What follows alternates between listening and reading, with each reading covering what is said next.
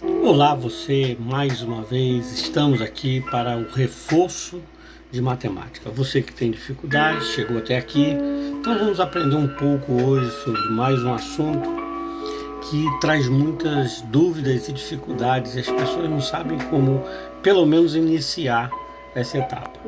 Na aula de hoje, nós iremos abordar alguns assuntos importantes para o seu aprendizado.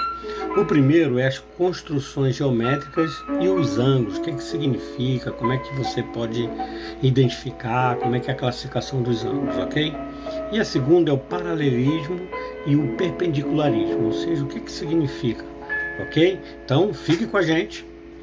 Não deixe de deixar o seu like e se inscrever em nosso canal, porque assim nós poderemos estar criando vídeos para te ajudar na evolução do seu conhecimento.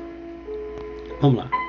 A geometria plana ou euclidiana estuda as principais figuras planas, baseada nos elementos primitivos. Então, essa geometria ela tem alguns pontos básicos que você precisa conhecer para poder entender um pouco mais à frente. O primeiro elemento primitivo é o ponto. O segundo é a reta e o terceiro é o plano, ok? Então, ponto, reta e plano. Guarda isso aí que a gente vai estar descrevendo cada um elemento desse. Vamos lá, o primeiro, ponto. O ponto são sempre representados por letra maiúscula do nosso alfabeto. Então, quando você está lidando em matemática, na parte de geometria, você vê a representação pela letra maiúscula, normalmente está se referindo a um ponto. Ponto é uma marcação num plano, né? Então nós temos aí, marquei marquei dois, três pontos. Para mim identificar esses pontos, eu vou identificar o primeiro como ponto A. Então letra maiúscula está dizendo que isso aqui é um ponto A.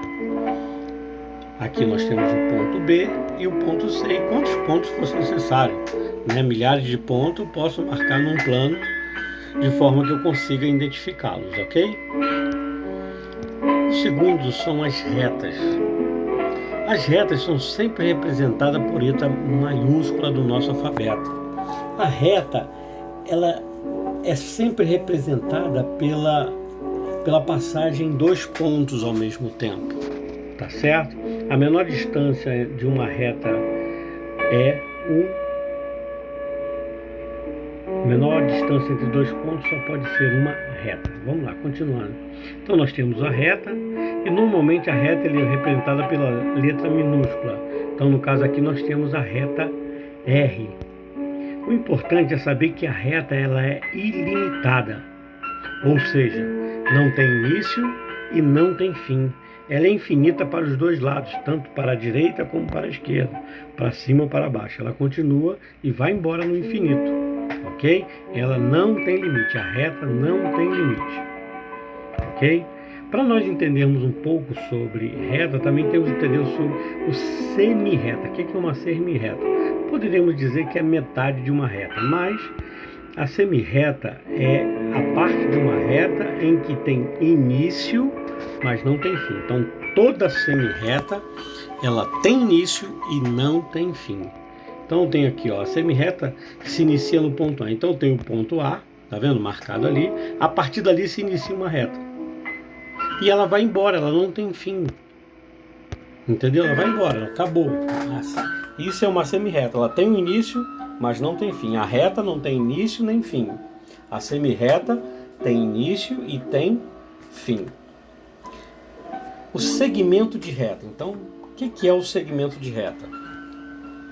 Segmento de reta é um segmento que se encontra entre dois pontos, ou seja, tem um início e tem um fim, limitado entre os pontos demarcados. Como é que seria? Vamos ver o segmento de reta AB. Nós temos o ponto A e temos outro ponto B. Quando eu faço a união do ponto A com o ponto B, agora eu tenho um segmento de reta. Ela começa no A e termina no B. Então, só para lembrar, a reta não tem início nem tem fim. Semi-reta, ela tem início e não tem fim. E o segmento de reta tem início e tem fim. Começa num ponto e termina em outro ponto. Ok? Continuando? Agora vamos falar de plano. O que é o plano?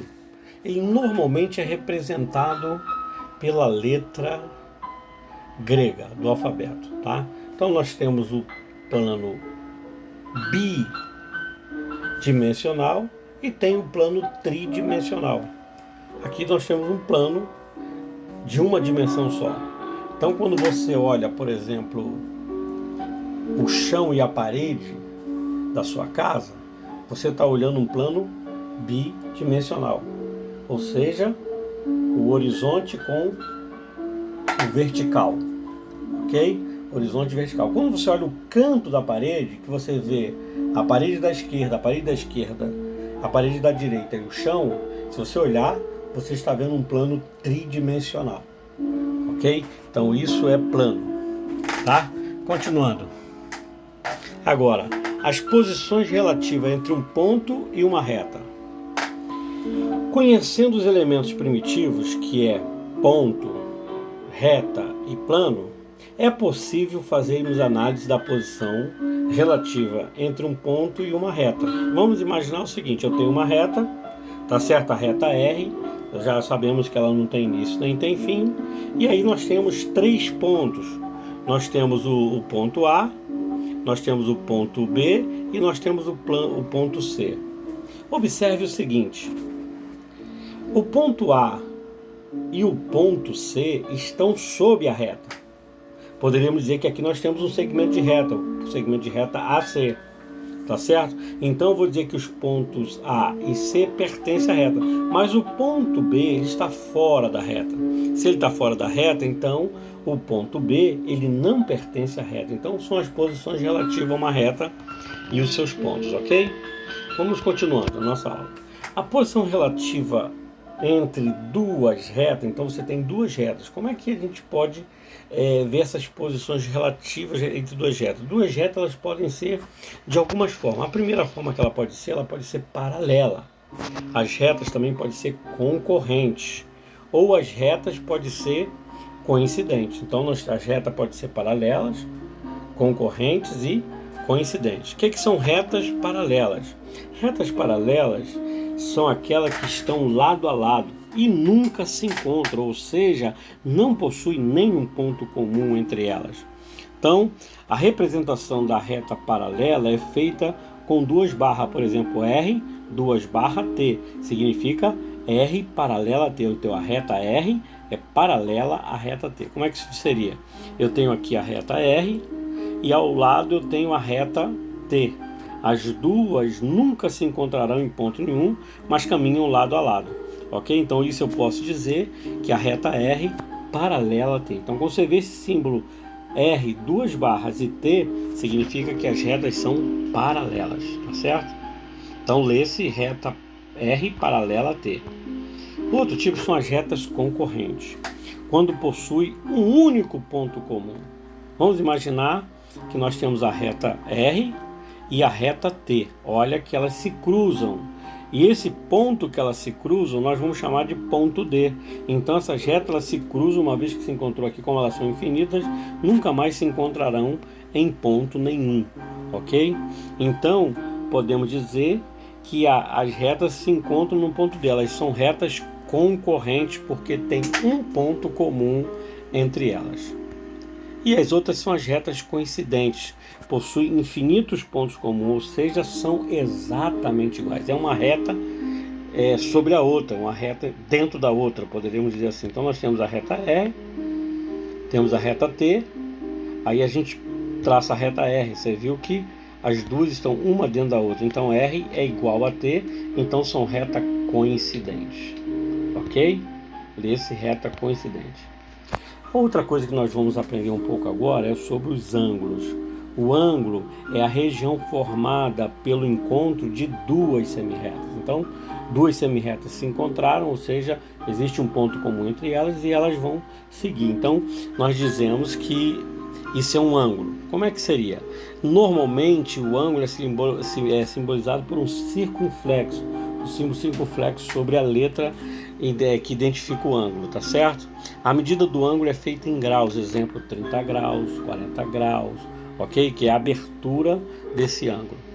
ok? E é classificado de acordo com a sua medida. Então, de acordo com a medida que ele tem uma classificação. Nós temos o ângulo agudo, é aquele ângulo que mede menos do que 90 graus, ok?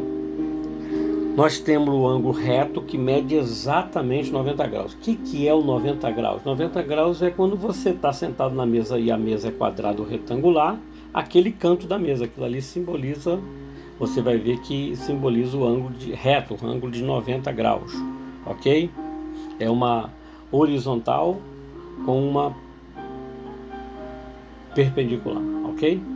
Vamos lá, e o outro é o ângulo obtuso, quando esse ângulo é maior do que 90 graus. Vamos ver isso na prática, como é que funciona. E o último é o ângulo raso, que ele mede exatamente 180 graus, ou seja, sai de um lado e exatamente vai até o outro lado, ok? Vamos lá. Ângulo agudo é o menor que 90 graus. Então o ângulo agudo é menor do que 90 graus. Então nós temos uma reta e outra reta. Então elas se encontram. Olha que o ponto de encontro dela é o ponto A. Então são duas semirretas que iniciam no ponto A. Vou marcar um outro ponto B aqui e marcar um ponto C aqui. Tá certo? Essa abertura de A a B e A a C é que é o ângulo do nosso, a medida do nosso ângulo. Então o ângulo A, nesse caso, ele é menor do que 90 graus, ok? Vamos para outro caso aqui.